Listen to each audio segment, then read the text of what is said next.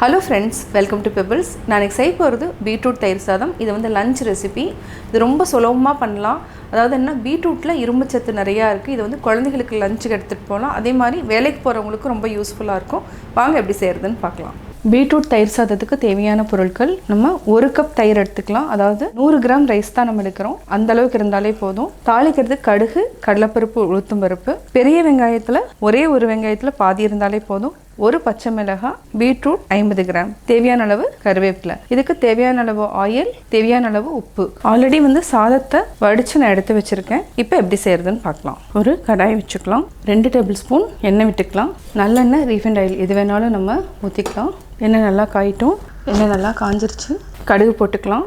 கடுகு, உளுத்தம் பருப்பு இது நல்லா பொன்னிறமாக ஃப்ரை ஆனதுக்கப்புறம் நம்ம வெங்காயம், பச்சை மிளகாய், கருவேப்பிலை ஆட் பண்ணிக்கலாம். கடுகு நல்லா பொரிஞ்சிருச்சு. அதாவது கடலைப்பருப்பு, உளுத்தம் பருப்பு பொன்னிறமாயிடுச்சு. பச்சை மிளகாய், கருவேப்பிலை, வெங்காயம் நல்லா வதக்கிட்டு பீட்ரூட் போட்டுக்கலாம்.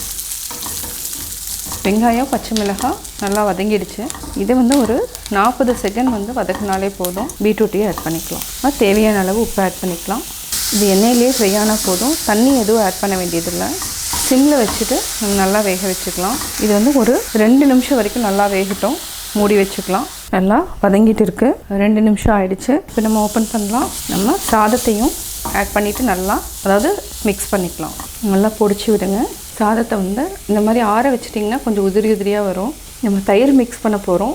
நல்லா சாதம் வந்து மிக்ஸ் பண்ணிவிட்டு ஆற வச்சுட்டு தயிர் ஊற்றணும். அப்படியே ஊற்றக்கூடாது, திருத்து போன மாதிரி ஆயிரும் சாதம். தேவையான அளவு உப்பையும் ஆட் பண்ணிக்கோங்க. நல்லா மிக்ஸ் பண்ணி விடுங்க. நம்ம ஆஃப் பண்ணிக்கலாம். சாதம் ஆறுனதுக்கப்புறம் தயிர் ஆட் பண்ணிக்கலாம். இப்போ நான் கேஸ் ஆஃப் பண்ணிவிட்டு நல்லா மிக்ஸ் பண்ணி விடுங்க. இப்போ நம்ம கொஞ்சமாக உப்பு ஆட் பண்ணிக்கலாம். அவ்வளோதான். இது வந்து தயிர் கலவாக நம்ம ஆட் பண்ணுறோம். கட்டி ஏதாவது இருந்துச்சுன்னா நல்லா உடச்சி விட்டுக்கோங்க. இப்போ நம்ம ஃபேனுக்கு கீழே வச்சு ஆற வச்சுக்கலாம். பீட்ரூட் சாதம் நம்ம செஞ்சுட்டோம். இது நல்லா மிக்ஸ் பண்ணி விடுங்க. ஆறிடுச்சு. நம்ம இது கூட தயிர் ஆட் பண்ணிக்கலாம். ஒரு சிலருக்கு வந்து தயிர் ஆட் பண்ண வேண்டாம்னா இதை வந்து நீங்கள் தனியாக எடுத்து வச்சுக்கோங்க. நம்ம வந்து பாதி இது மட்டும் தயிர் எடுத்துக்கலாம். நான் ஒரு கைப்பிடி சாதம் மட்டும் எடுத்து வச்சுட்டு தனியாக. இப்போ நம்ம தயிர் ஆட் பண்ணிக்கலாம். சூடாக போட்டிங்கன்னா பிரித்து போயிடும். அதனால் எப்போவுமே சூடாக போட வேண்டாம்.